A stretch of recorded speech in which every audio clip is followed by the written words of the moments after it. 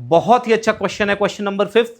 ये अच्छा क्वेश्चन था अभी तक का, और बहुत ही अच्छा लॉजिकल क्वेश्चन आप बोल सकते हो इसको। क्वेश्चन इस प्रकार है कि two identical conductors 1 and 2 are placed on two frictionless conducting rails R and S and a uniform magnetic field directed vertically downward into the plane of the page.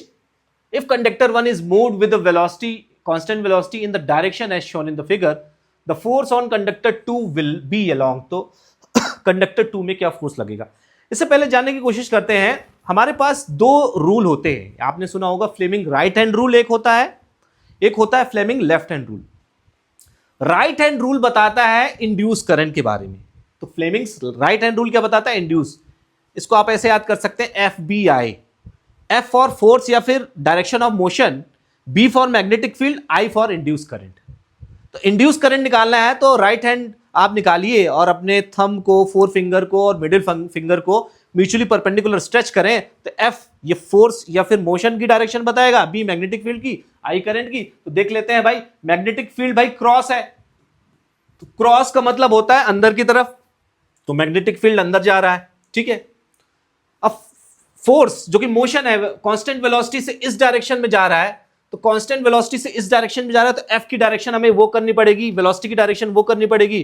तो कांस्टेंट स्पीड या velocity से उधर जा रहा है तो हमने वो किया, मैग्नेटिक फील्ड की डायरेक्शन ये। तो इंड्यूस करंट की डायरेक्शन जो है आप देख रहे हैं साफ साफ नीचे की तरफ आ रही है, इंड्यूस करंट की डायरेक्शन नीचे की तरफ आ रही है। तो हम बोल सकते हैं भाई करंट इस डायरेक्शन में आएगा।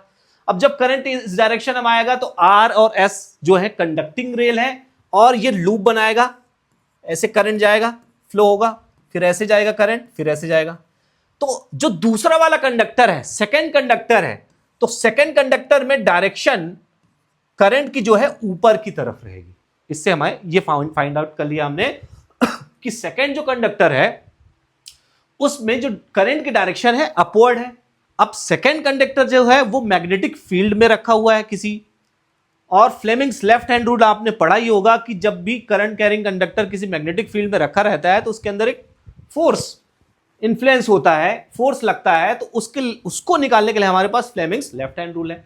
तो Fleming's left hand rule again क्या बोलता है? F B I. F B I, thumb अपने बाएं लेफ्ट हैंड को आप उसका फोर फिंगर, थंब और middle finger mutually perpendicular stretch करें तो F for force, B for magnetic field, I for current. तो आप देख रहे हो करंट ऊपर की तरफ है, तो चलो करंट ऊपर की तरफ अपन करते हैं। मैग्नेटिक फील्ड किसकी तरफ है? अंदर की तरफ है, तो मैग्नेटिक फील्ड तो अंदर होगा और करंट ऊपर होगा। तो आप देखोगे कि मैग्नेटिक फील्ड अंदर की तरफ हमें करना पड़ेगा और करंट क्या है? ऊपर की तरफ करना पड़ेगा। तो करंट ऊपर जा रहा है, मैग्नेटिक फील्ड अंदर जा रहा है, तो फोर्स किधर लगेगा? लेफ्ट साइड लगेगा। फोर्स किधर लगेगा? सिंपल सी बात है, इधर साइड लगेगा। तो ये किसकी डायरेक्शन है? आप देख सकते हो ग्राफ में हमें बताया ये डायरेक्शन किसकी, ये आई कैप है, तो that would be minus i cap. तो minus i cap is the correct option.